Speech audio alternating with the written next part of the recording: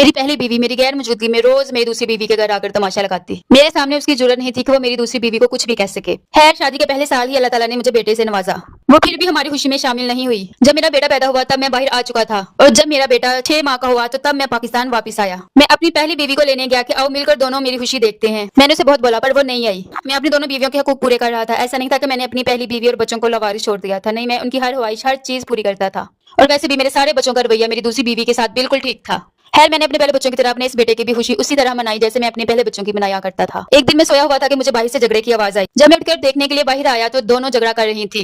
मेरी पहली बीवी बहुत ज्यादती करती थी मेरी दूसरी बीवी के साथ। वो बेचारी भी कभी आगे से बोल लेती और कभी सब कुछ खामोशी से सुन लेती। मुझे ये सब कुछ देखकर बहुत गुस्सा आया। फिर मैंने साथ ही अपनी पहली बीवी को धमकी दी कि अगर तुमने आइंदा आकर इधर तमाशा लगाया तो मैं तुम्हें छोड़ दूंगा और बच्चे भी तुमसे ले लूंगा। तुम्हें बच्चों का मुंह तक नहीं देखने दूंगा, क्योंकि अब तुम मेरी बर्दाश्त से बाहर हो चुकी हो।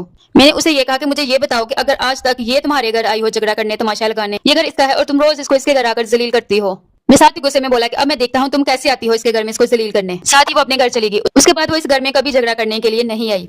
मैं फिर से वापस आ चुका था। कुछ देर बाद अल्लाह ताला ने मुझे फिर से एक बेटे से नवाजा। मैंने अपना वो बेटा पूरे 2 साल बाद देखा था। मेरे पेपर्स का कुछ इशू बन गया हुआ था, इस वजह से मैं पाकिस्तान नहीं आ सका था। अब मेरी पहली बीवी का रवैया भी काफी बदल चुका था। वो काफी चेंज हो चुकी थी, यहाँ तक कि वो मेरी दूसरी बीवी को खुद हॉस्पिटल लेकर गई और उसी ने मुझे कॉल करके बताया था कि हमारा बेटा हुआ है। इन 2 सालों में मेरी दूसरी बीवी की अम्मी का इंतकाल हो चुका था और मैं पेपर्स के इशू की वजह से पाकिस्तान आ नहीं सका था। मेरी पहली बीवी ने मेरी दूसरी बीवी को उन दिनों बहुत संभाला था। अब वो दोनों एक साथ ऐसे रहती हैं जैसे दोनों सगी बहनें हैं। अब कोई लड़ाई नहीं है, कोई कुछ नहीं। अब मेरी पहली बीवी मुझे खुद दूसरी बीवी के पास भेजती है कि मेरे बच्चे तो बड़े हैं, हम अकेले रह लेंगे, उसके बच्चे छोटे हैं, वो अकेली नहीं रह सकती, आप उधर चले जाएं। अब तो काफी बार हम दोनों फैमिलीज मिलकर घूमने भी गए हैं। अब हमारी जिंदगी हंसी खुशी गुजर रही है, किसी को किसी से कोई मसला नहीं है। अब अल्लाह का बहुत शुक्र है कि हम सब साथ भी हैं और बहुत खुश भी हैं।